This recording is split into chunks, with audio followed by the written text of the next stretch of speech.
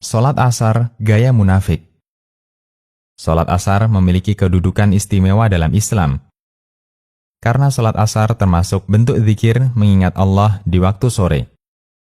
Allah Subhanahu wa Ta'ala berfirman yang artinya, peliharalah semua salatmu dan peliharalah salat wusta. Berdirilah untuk Allah dalam salatmu dengan khusyuk. Quran Surat Al-Baqarah ayat 238. Yang dimaksud salat wusta adalah salat asar.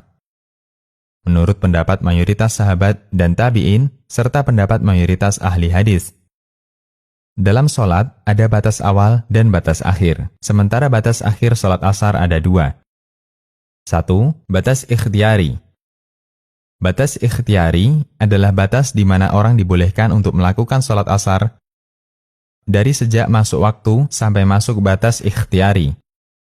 Batas ikhtiyari salat asar adalah sesaat sebelum matahari menguning.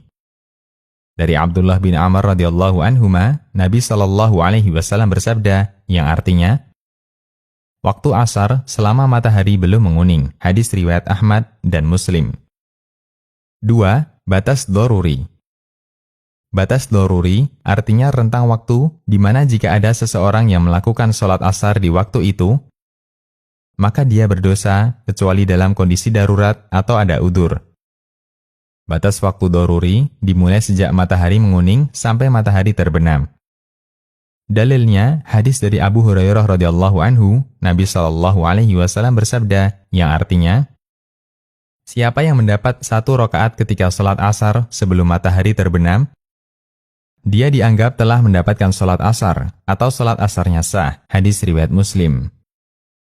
Jika ada orang yang menunda salat asar hingga matahari telah menguning atau bahkan mendekati waktu terbenam tanpa alasan yang dibenarkan, maka dia berdosa.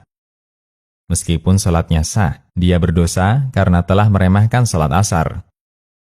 Nabi Shallallahu Alaihi Wasallam pernah menyebut salatnya orang munafik. Dia secara sengaja menunda-nunda waktu salat hingga mendekati berakhirnya waktu salat. Dari Anas bin Malik radhiyallahu anhu, Nabi Shallallahu Alaihi Wasallam bersabda yang artinya, itu salatnya orang munafik, duduk santai sambil lihat-lihat matahari, hingga ketika matahari telah berada di antara 2 tanduk setan, yaitu menjelang terbenam, dia baru mulai salat dengan gerakan cepat seperti mematuk 4 kali. Tidak mengingat Allah dalam salatnya kecuali sedikit. Hadis riwayat Muslim dan Ahmad. Konsultasi Syariah.